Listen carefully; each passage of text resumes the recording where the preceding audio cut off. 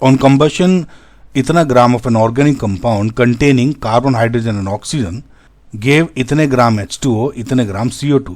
The percentage of hydrogen and oxygen पूछ लिया इन्होंने in the given organic compound.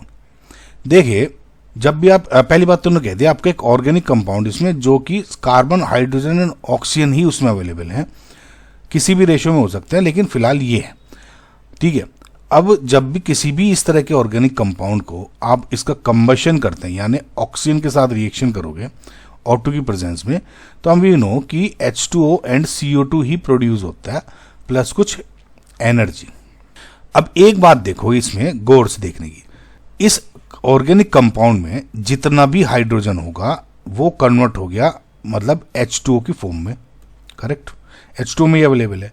इस ऑर्गेनिक कंपाउंड में जितना कार्बन है वो कन्वर्ट हो गया CO2 में, यानी जितना इसमें कार्बन था सब CO2 में अवेलेबल है। बट अगर आप ऑक्सीजन की बात करते हो तो ऑक्सीजन यहाँ पे H2O के अंदर भी है एंड CO2 के अंदर भी है।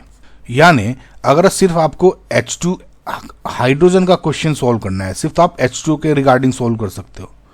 अगर सिर्फ कार्बन करना होता तो आप CO2 से कैलकुलेट कर सकते थे, लेकिन अगर आपको ऑक्सीजन में पूछा है तो आपको क्या करना होगा, लेट जैसे मुझे ऑक्सीजन का मास पता करना है, तो आप क्या करोगे, पूरे ऑर्गेनिक कंपाउंड में हाइड्रोजन का मास प्लस कार्बन का मास प्लस ऑक्सीजन का मास है। तो अगर आपको हाइड्रोजन कार्बन का मास पता लग जाए तो ऑर्गेनिक कंपाउंड के मास में से हाइड्रोजन और कार्बन का मास माइनस कर देंगे तो it will be your oxygen का मास। समझ में आया पूरी डेफिनेशन।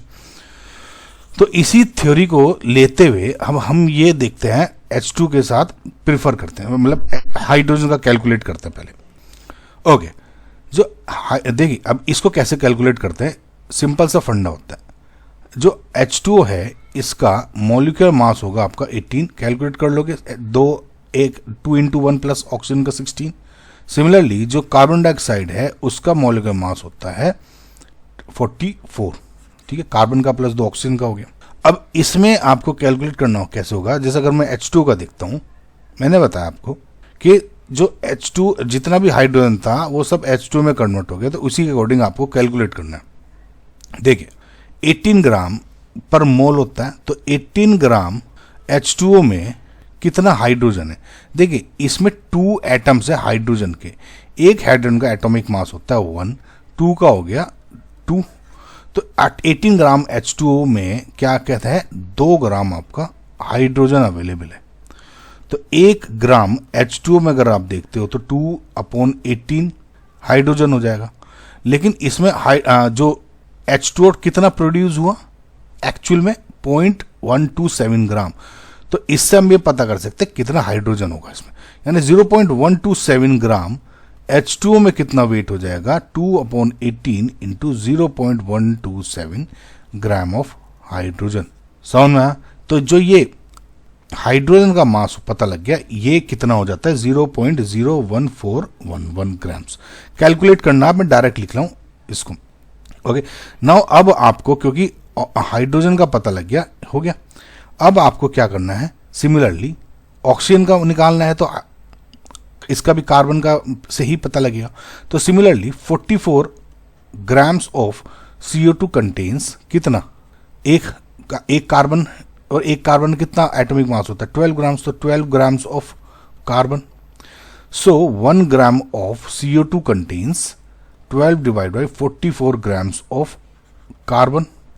सो कितना प्रोड्यूस हुआ था CO2 0.307, तो 0.307 ग्राम्स ऑफ जो CO2 में कितना होगा, ये ग्राम्स नहीं होगा, रेशियो है ना गाइस, तो ग्राम नहीं होगा, तो 12 डिवाइड 44 इंटू 0.307 अब ग्राम हो जाएगा ना, ग्राम ऑफ कार्बन। समझ में। और ये क्या हो जाएगा 0.0837 ग्राम्स बस। अब देखो मुझे परसेंटेज निकालने हाइड्रोजन की, तो हाइड्रोजन की इससे निकल जाएगी। और अभी पहले मुझे ऑक्सीजन का मास निकाल लूं, तो मैंने जैसे आपको बताया था ऑक्सीजन का कैसे निकलेगा, ऑर्गेनिक कंपाउंड के मास में से कार्बन प्लस हाइड्रोजन का मास माइनस कर दो तो ऑक्सीजन का मास हो जाएगा। ऑर्गेनिक कंपाउंड कितना है 0.210 माइनस कार्बन का कितना हो गया 0.0837 प्लस हाइड्रोजन कितना हो गया 0.01411। इसको जब आप कैलकुलेट करते हो तो ऑक्सीजन का मास कितना हो गया यहाँ पे 0.11219 ग्राम्स ऑक्सीजन। अब परसेंटेज कैसे निकालोगे, परसेंटेज बस निकाल लो। देखिए परसेंटेज कैसे निकलेगी, let just say percentage of hydrogen in organic compound निकालनी है, correct. Percentage of hydrogen oxygen in the given organic compound, तो यानी मास ऑफ या वेट ऑफ जो हाइड्रोजन है divide by mass of organic compound into 100। तो यानी 0.